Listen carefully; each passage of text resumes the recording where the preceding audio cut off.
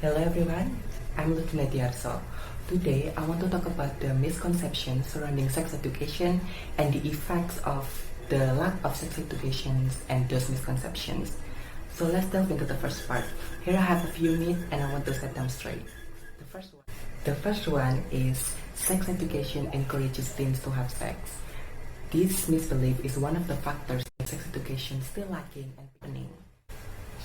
So in actuality, sex education gives students the tools they need to make responsible and healthy choices. The second one is sex education only teaches about sex. This is also a false notion. Sex education also teaches about the biological, psychological, and social aspects of leading a healthy sexual life in the future.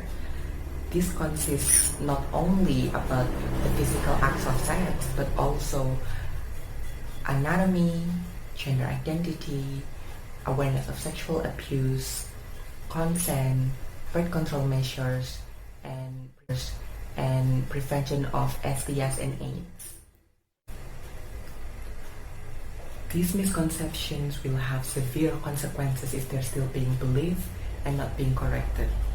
Combined with the lack of sex education, those consequences can even be perilous, especially for teenagers and students.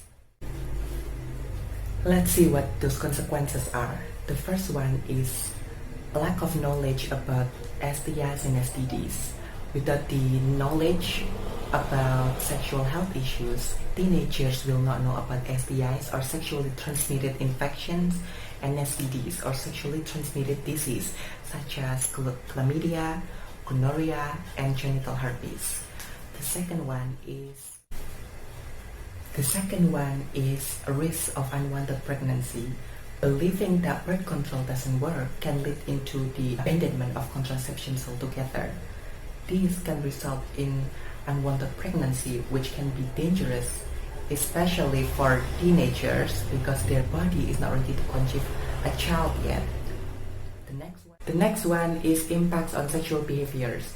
Sex education also teaches about issues like mutual consent and sexual coercion.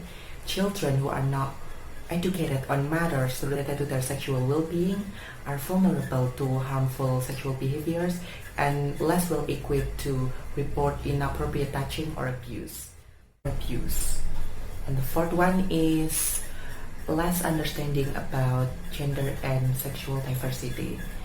Sex education can be effective in addressing discriminatory attitudes toward marginalized groups such as the LGBTQ+ community, women, and indigenous women. Without the age-appropriate and accurate information about gender and sexual identity, children are less likely to practice acceptance and promote inclusivity. And the last one is the spread of those misconceptions can start new misconceptions.